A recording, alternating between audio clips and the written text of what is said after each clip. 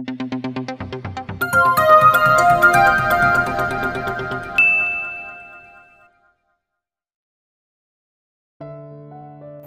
unay nagdududa ako sa sinabi ni Beth na may relasyon kay ni Marco. I don't understand how a young woman like you could like someone like Marco.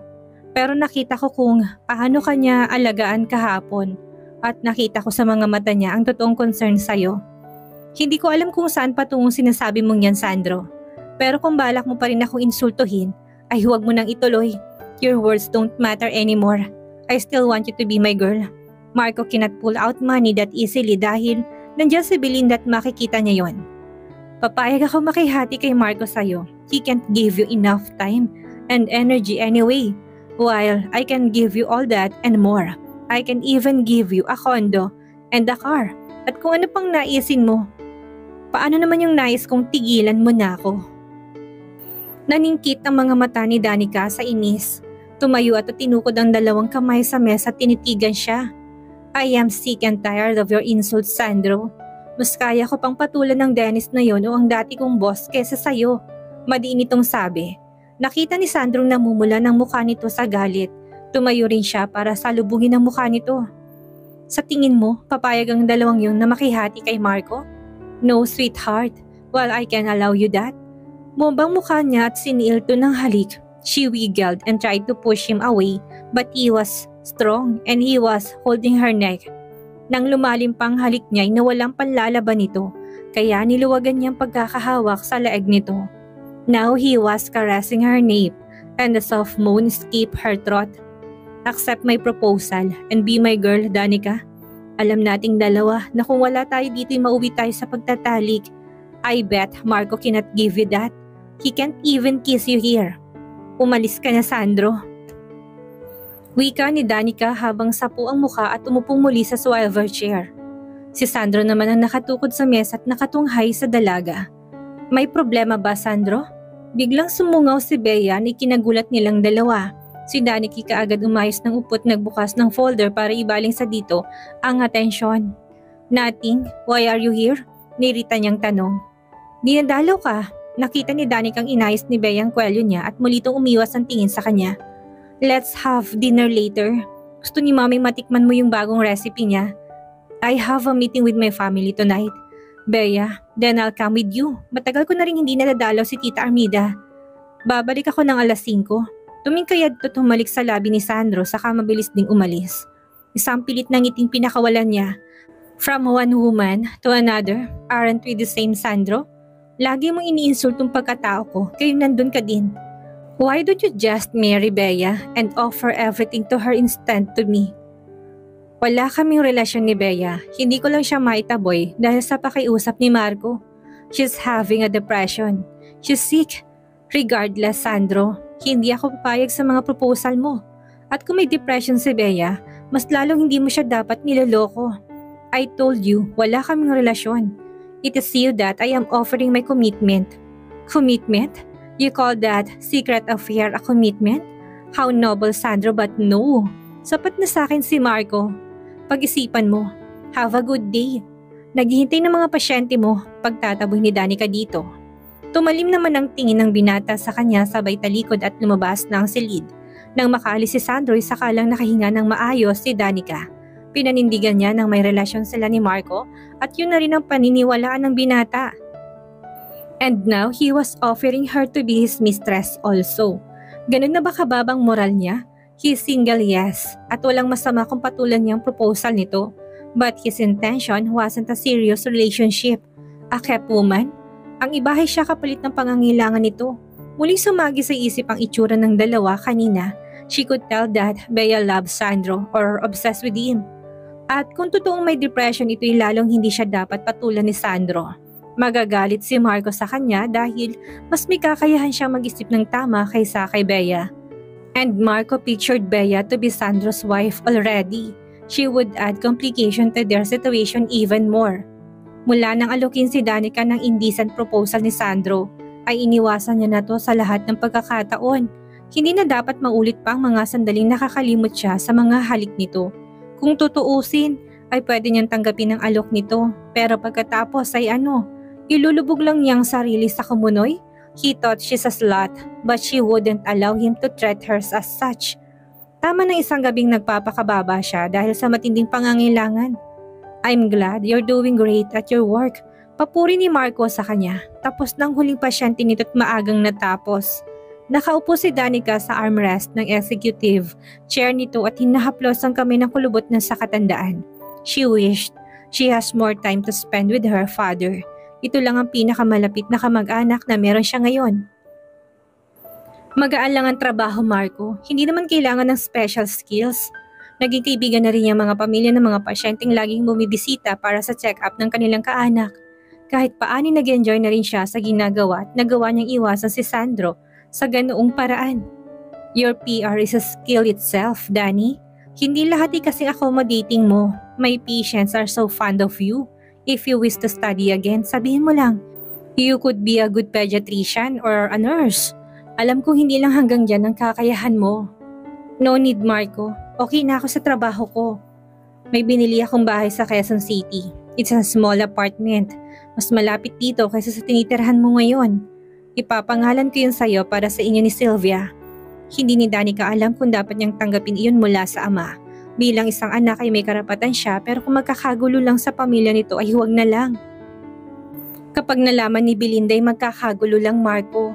Sapat na sakit ko nang meron tayo. Ang mahalagay nakakasama kita. It is my obligation. Huwag mo nang tanggihan. Marami akong pagkukulang sa'yo. Sinamantala kong nasa Hong Kong ang mag-ina ko at pinapabilis kong nasa abogadong paglilipat sa pangalan mo.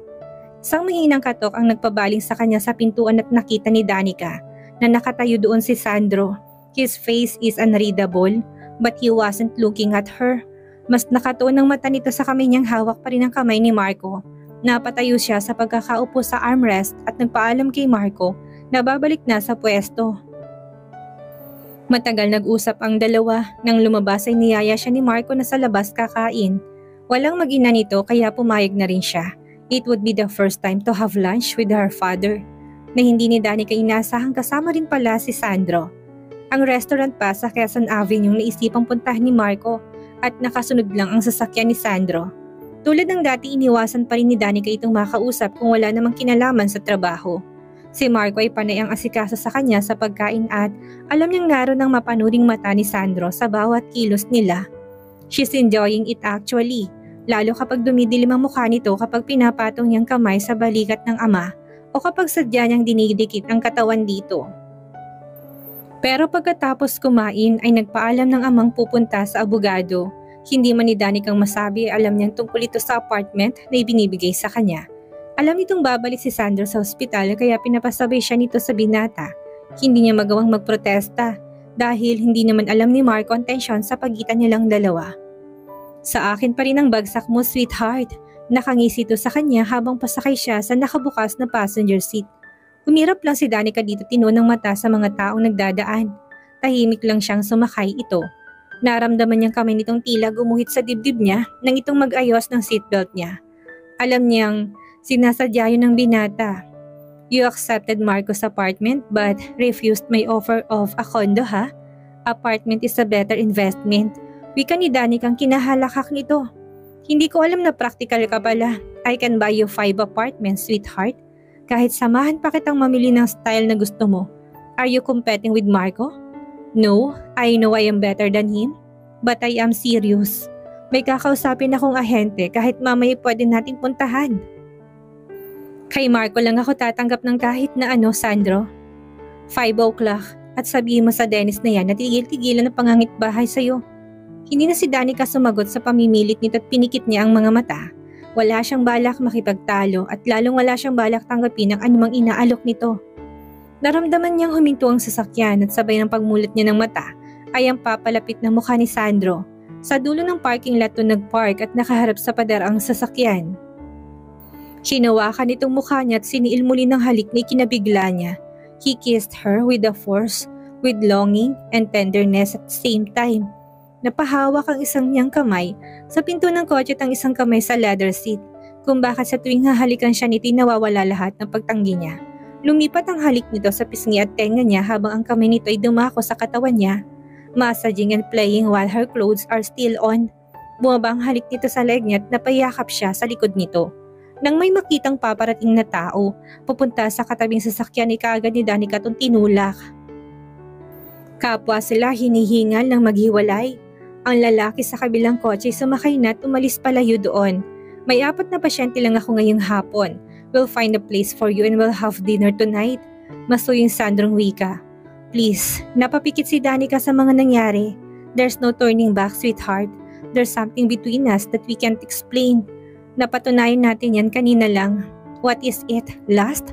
Lumapit to sa kanya at nilapit ang mukha. Nang akala ni Danica nga halikan siyang muli ay nagpigil siya ng hininga. Pero hindi lumapat ang labi nito. Sa halip ay inalis lang nitong seatbelt niya. Kahit ano pa yan, Danica, pangahawakan ko pa rin. Wika ni Sandro sa kabinuksan ng pinto at bumaba. Inihatid siya nito hanggang sa opisina ni Marco.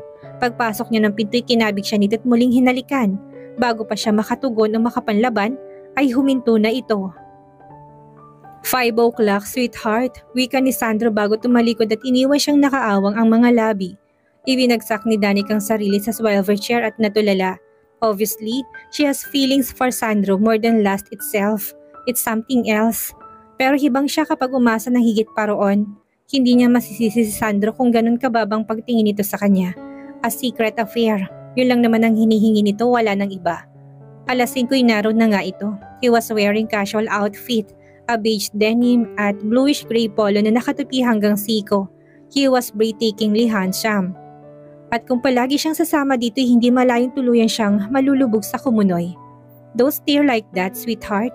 I may ravish you here right now. Binitbit ng isang kamay ni Sandro ang shoulder bag niya habang ang isa'y hawak ang isa niyang kamay. Nang mapadaan sila sa may guard ay sumaludo to kay Sandro na nakangiti. Hi Doc, ang ganda po ng kasama niyo. Bagay na bagay po kayo. Huwag kayo maingay kuya, baka kiligin ang kasama ko. He winked at her and she can't help but smile. Binuksan itong passenger seat at sumakay siya sa kanito inabot ang shoulder bag niya. There's a property in West Avenue and there's also in Diliman. Pili ka kung alin sa mas convenient sa'yo.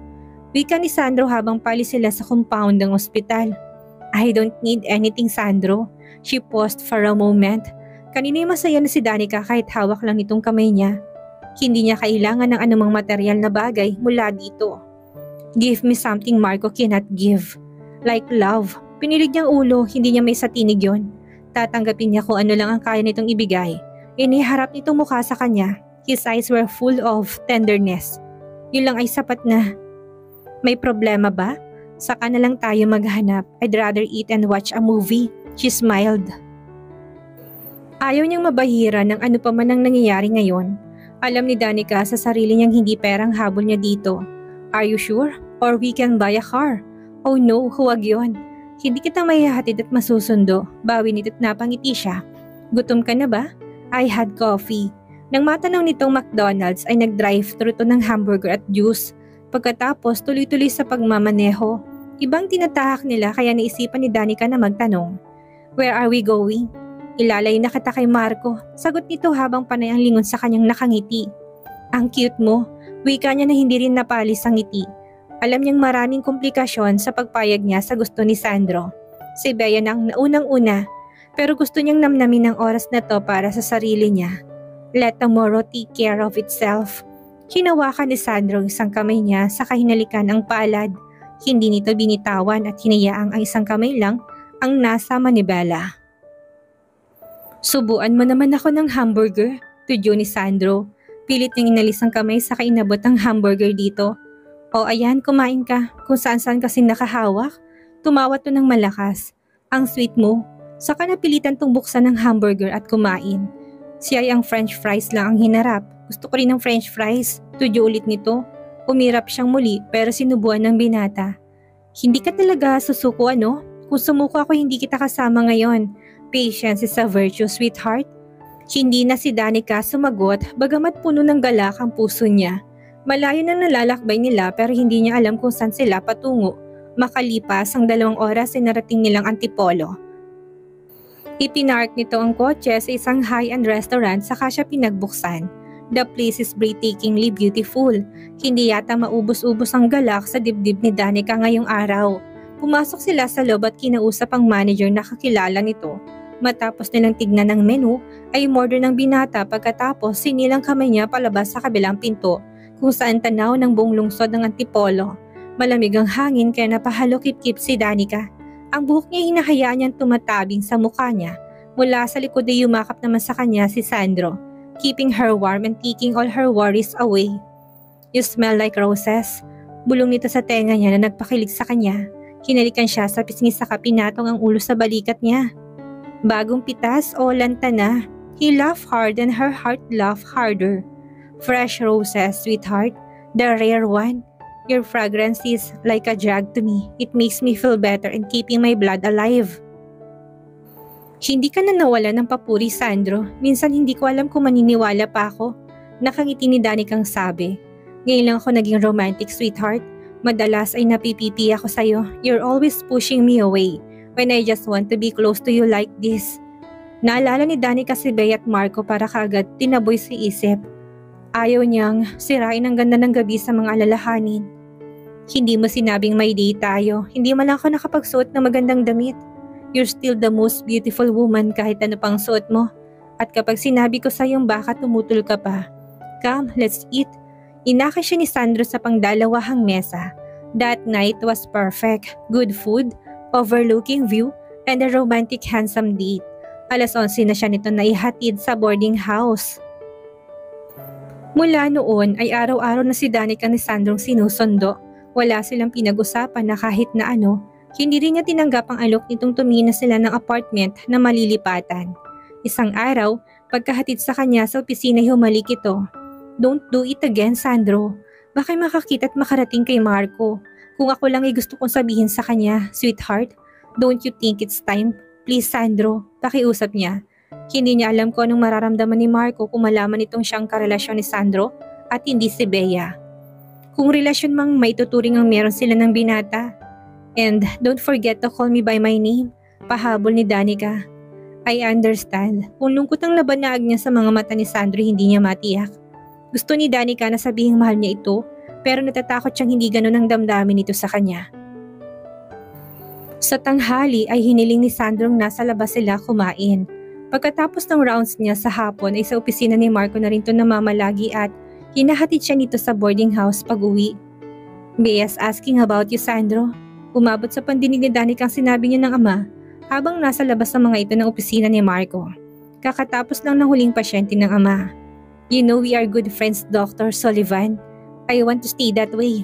Sumulyap to sa kanya ngunit umiwas siya ng tingin. Umaasa kami ni Julio na kayo magkakatuluyan.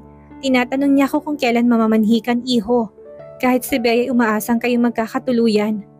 But anyway, darating kami sa anibersaryo ng Albano Corp. Sana'y mapag-usapan na natin ang tukos sa inyong dalawa. Nang umalis ang amay naiwan sila ni Sandro. Well, umupo to sa gilid ng mesa at malapit sa kanya. I dare you now, Danica. Tell Marco about us or else I will push through my engagement with Bea. Nagulat si Danica sa sinabi nito. Masasaktan si Marco kapag nalaman itong inahas niya sa kapatid si Sandro. Siya naman ang masasaktan kapag tuluyang ibinaling ni Sandro ang pagtingin kay Bea. Next month is Albano's anniversary at inaasahan nilang kami ni Bea ang magkasamang dadalo. You better decide, Danica. Bumuntong hininga ito sa kawala ng sabi-sabing umalis. Nagsisikip naman ang dibdib ni Danica. 2 buwan na silang palihim na lumalabas ng binatad, hindi ni Danica na alam ang pakiramdam na wala to sa buhay niya. Hindi man binabanggit na mahal siya ni Sandro, ay sapat na sa kanya kung ano ang meron sila. At dito na po nagtatapos ang 5 kabanata ng ating kwento. At sana'y muli niyo po akong samahan sa mga susunod pang kabanata. Maraming salamat po at ingat po tayong lahat.